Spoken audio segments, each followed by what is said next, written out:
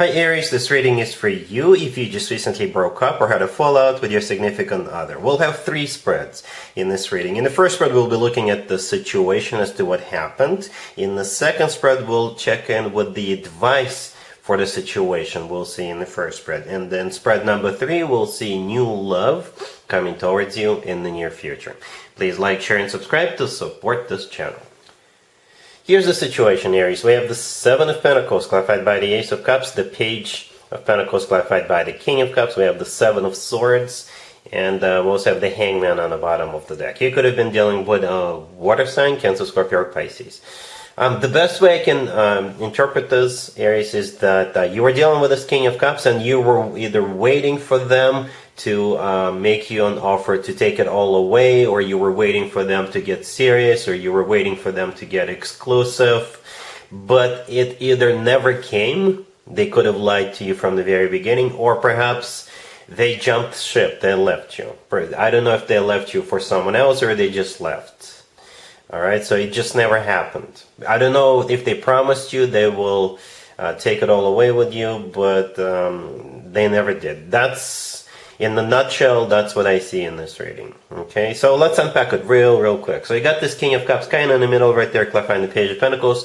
This is the person you were dealing with. It could have been a water sign, Cancer, Scorpio, or Pisces, or somebody with a lot of water in their chart. They're clarifying the Page of Pentacles. The Page of Pentacles could have been, paperwork. As to let's get married and sign a piece of paper and submit it with the local government. It could have been a key from their place, right? You were waiting for them to give you the key to their place, and that would symbolize the two of you taking it to the next level. You were waiting for an engagement ring, because the Page of Pentacles, it could be paperwork, it could be something tangible, something you can touch, right?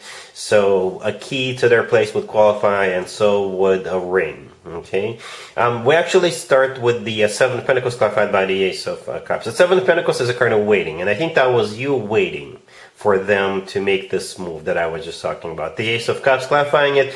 Yeah, there was love, or perhaps they told you they loved you, and based on that assumption, you thought that you will eventually move forward with them, right? The Hangman on the bottom of the deck is a card of sacrifice, or perhaps you thought, you know what, if I wait a little, if I sacrifice a little more, then it will eventually happen. It's also a card of stagnation, nothing happening. So they basically string you along for a while, right? And at the end, we do have the 7 of Swords right next to the deck.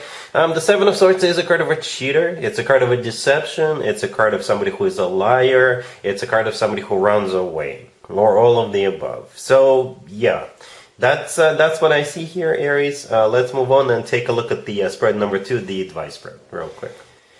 Here's the advice, Aries, for the situation we saw in the previous spread. We have the 9 of Wands clarified by the 2 of Wands, the 8 of Swords, the Emperor clarified by the 3 of Wands, and we also have the 6 of Swords on the bottom of the deck. The advice for you, as it was probably anticipating, to move on.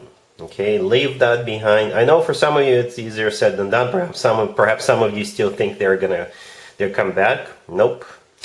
Yeah, the only major arcana card we have is the Emperor, right next to the deck, clarified by the 3 of Wands, right? The Emperor, that's you. That's your major arcana card. The 3 of Wands is a card of somebody who made up their mind, somebody who made a decision. And you see how the person in the 3 of Wands is looking to the right. The right is usually considered to be the future. The left is the past. The 6 of Swords on the bottom of the deck, I think that's the advice itself, right? The 6 of Swords is a card of moving on, moving forward. And the thing about the 6 of Swords, things usually get better with the 6 of Swords. It is a card of an improvement. It's a card of moving out of choppy waters towards calm waters. To the left from the Emperor, the 3 cards that we have to the left, this is you still stuck in that energy, right? Perhaps some of you are still thinking they're coming back. I don't see them coming back, right? The 8 of Swords in the middle is a card of overthinking and being stuck, right? The 9 of Wands, the first card I come on, is a card of a wounded warrior. So for the obvious reasons, you're still hurting from what happened, from what they did to you. But again, it's time to move on, Aries. And we're moving on as well. Spread number 3 is new love coming towards you in the near future. Here's the third spread, Aries. This is a new love coming towards you in the near future. We have the High Priestess, clarified by the Page of Cups. We have the Emperor. Then we have the Ace of Swords, clarified by the Lovers and the Fool. And we also have the 4 of Wands on the bottom of the deck. You could be dealing with a Cancer, Gemini, perhaps even another Aries, but you could be dealing with pretty much any zodiac sign.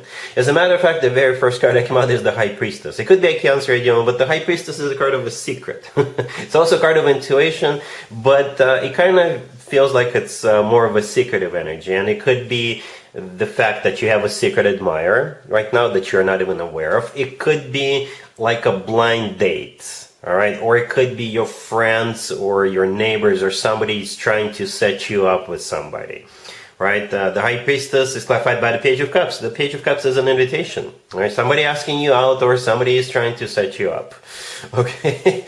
And then we have the Emperor. Right next to the High Priestess. That's you. That's your major arcana card. All right, unless you're dealing with another Aries.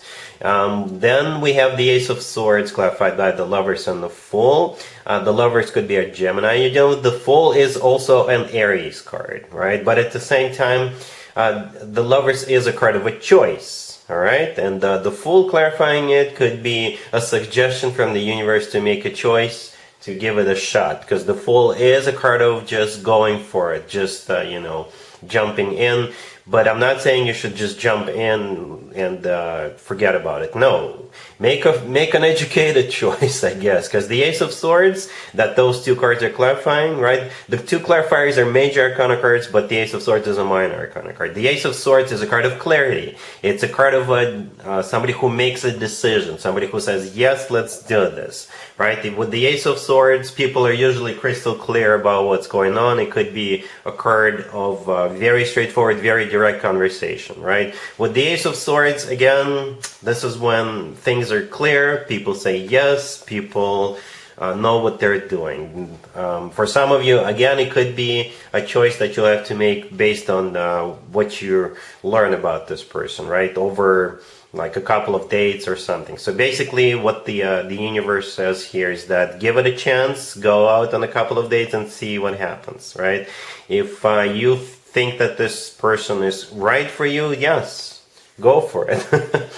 Right? Besides that, in my opinion, the Lovers is one of the best cards, if not the best card, when it comes to the actual love connection between two people. It is a card of a soulmate connection. It is a card of a twin flame connection, if you believe in twin flames. And the Lovers could turn out to be the lover of your life. All right?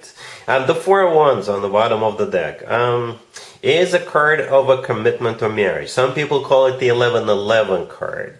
All right, you could be meeting this person at some kind of a family event. Perhaps you're invited to some kind of an engagement party or a wedding or a housewarming party. All right, or the Four of Wands could be your commitment in the future, because the bottom of the deck is often considered to be what you don't see coming, right? So perhaps the Four of Wands is what you don't see coming for yourself. All right. This card always reminds me of an actual wedding. That's why I just mentioned the wedding. You could be invited to a wedding, or you could be meeting this person at a wedding, right? But for most of you, it's what you don't see coming to you. All right, it is a commitment and marriage card. It's a very stable card. Fours are usually very stable cards.